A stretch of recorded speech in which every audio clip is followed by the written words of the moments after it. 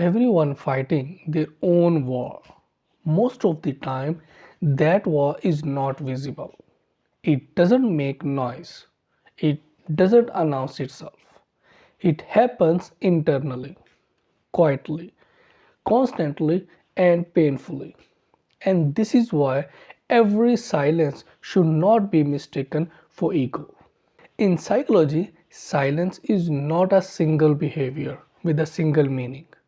Silence can be protection, silence can be exhaustion, silence can be emotional overload, silence can be fear, and silence can be survival.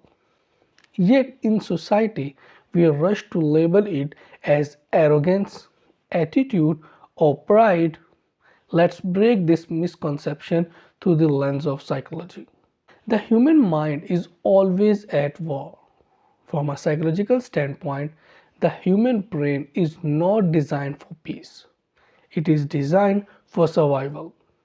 Every day, the mind fights battles such as fear of failure, fear of rejection, unhealed childhood wounds, financial pressure, identity confusion, and emotional neglect.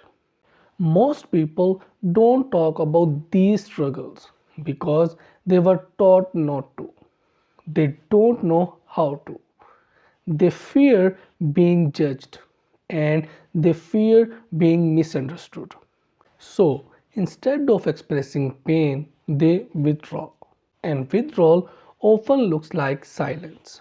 Why silence is misinterpreted as ego? Social psychology explains that humans tend to project their own assumptions onto others. When someone goes quiet, we unconsciously ask, why are they ignoring me? Do they think they are better than me? And why are they acting distant?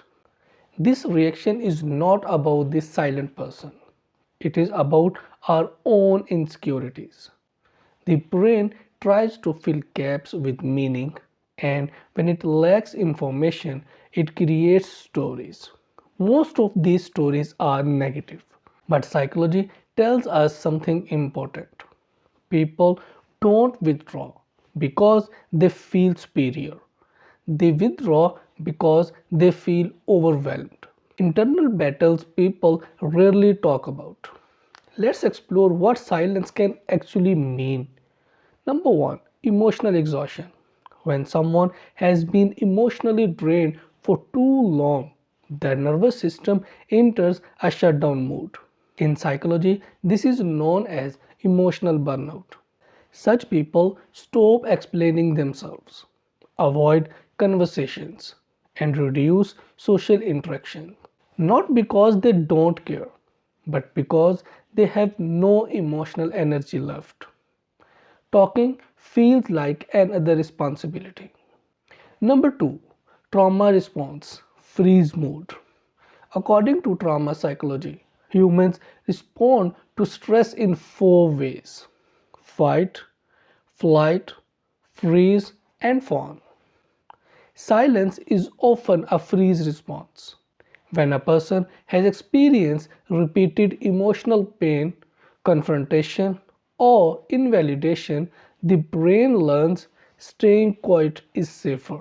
So, silence becomes a defense mechanism, not an ego issue. Number three, fear of being misunderstood. Some people have tried explaining themselves many times and failed.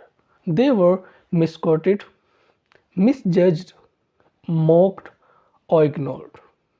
Over time, the brain learns talking doesn't help, so silence becomes a form of self preservation.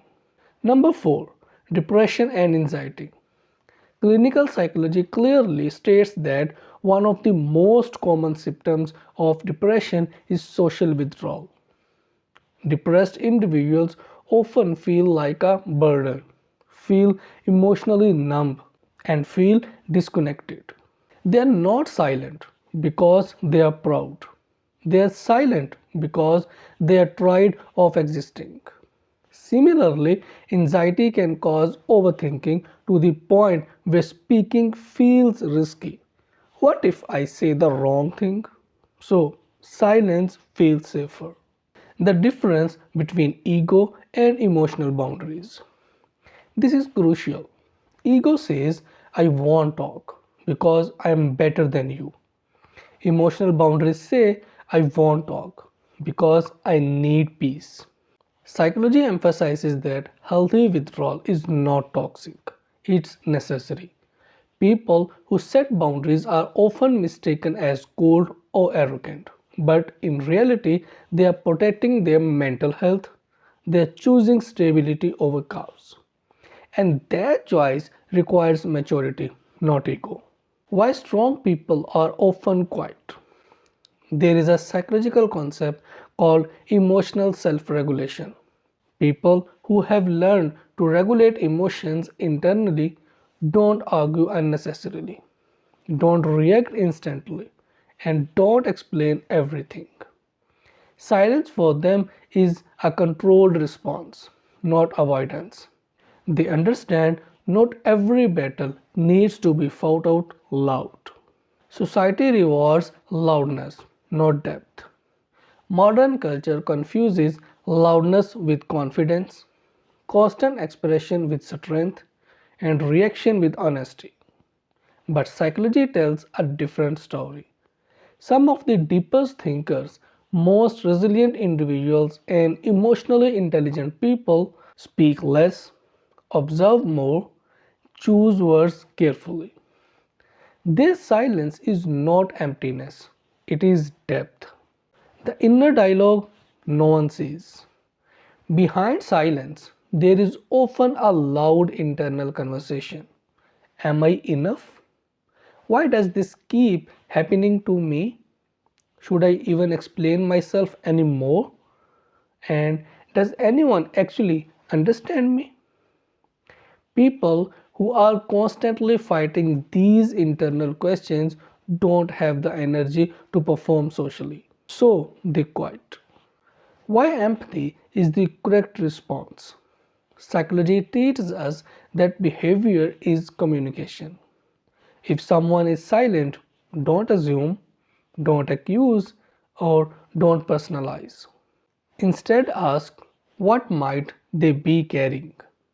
Empathy doesn't mean forcing someone to talk, it means allowing space without judgment. Every human you meet is healing from something, is afraid of something, is trying to survive something. Silence is often the sound of that struggle. So, before calling someone egoistic, distant, or rude, remember not every silence is ego. Some silences are scars, some silences are survival, or some silences are strength. Conclusion. If you are someone who stays quiet, you don't owe explanations to everyone. Your silence is valid. Your healing is personal. And if you are judging someone's silence, pause, reflect, choose compassion.